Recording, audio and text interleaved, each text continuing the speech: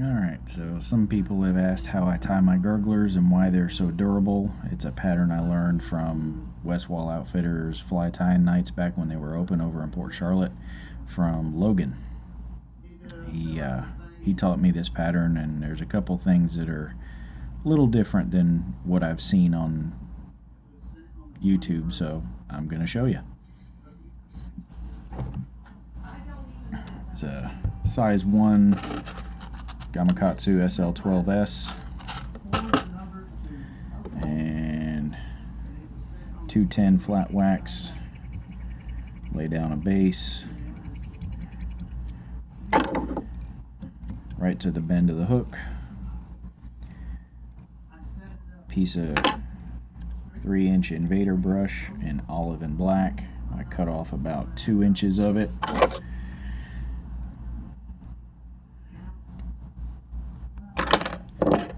Just fold all this stuff down.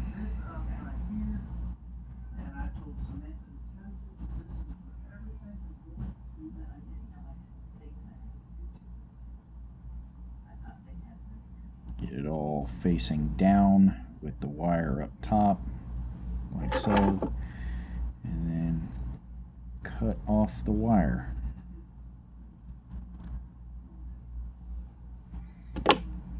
And just bunch it all up.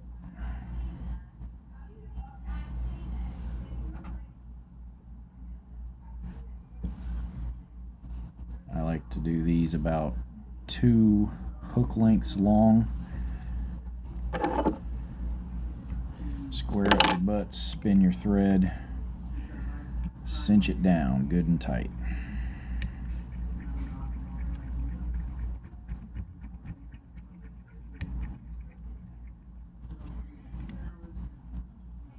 Okay, then tie in a little piece of flash.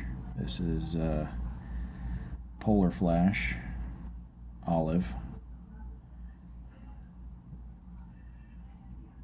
Tie that in.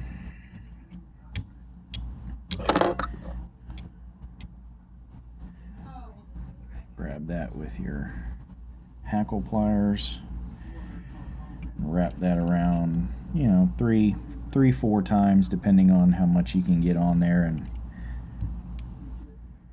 you're going to tie back over it, so it doesn't really matter how far forward you go.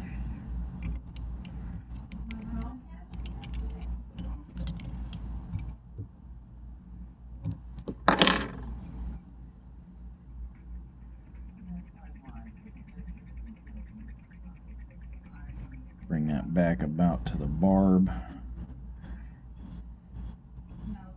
Clean all that up.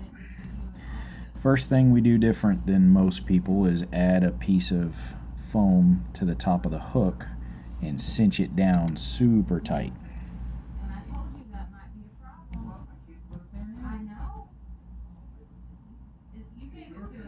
But leave a gap up front.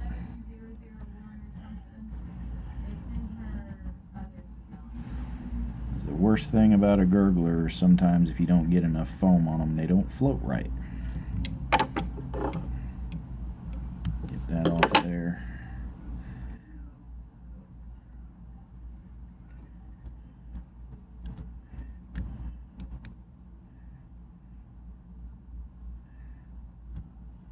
Okay. And 2 pieces of 2mm foam. Cut the front to a point. Tie that in at the same point. And cinch the crap out of it. Make it nice and tight. And the more wraps you put over it, the smaller it gets. It compresses without going crazy. And tie in a little piece of EP brush.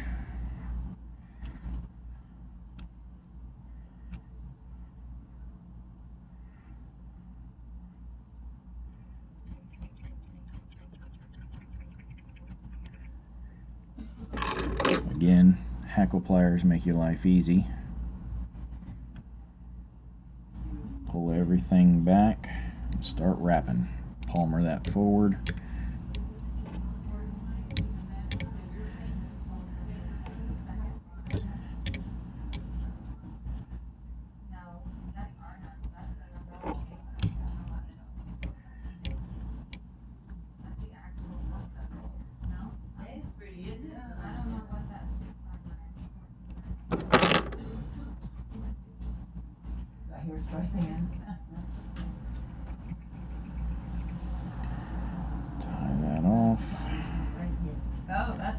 right at the door. Yeah. And then find your crappy scissors and cut off the wire.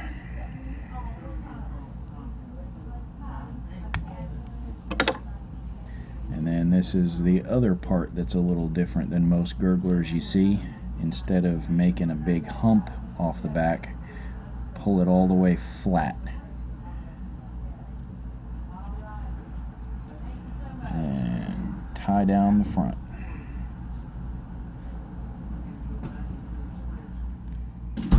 Just a few wraps around the neck, and then peel it back and build up a little thread dam in front of that lip, and that'll help hold it up in the front.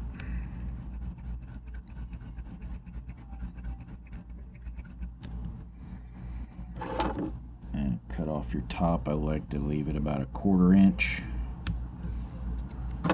and then I like to angle my corners. I feel like it makes a little bit more bubbles that way. I don't remember if Logan taught me that or if it's something I started myself, but just something I like to do. And then you can whip finish.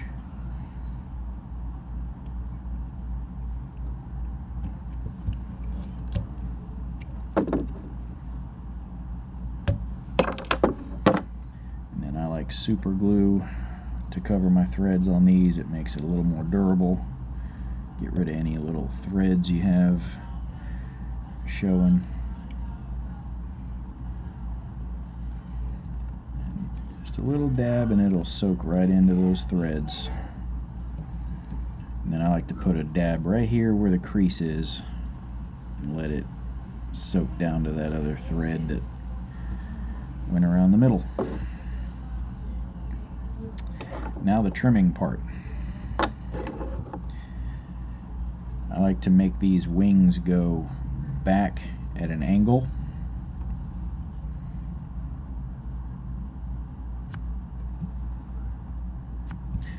And then right here under the hook,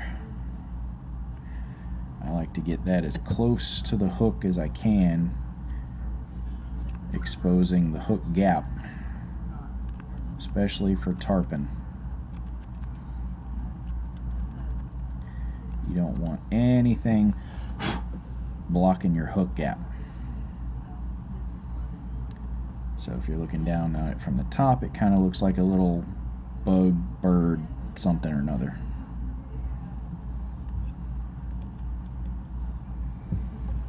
And that's all there is to it, fellas.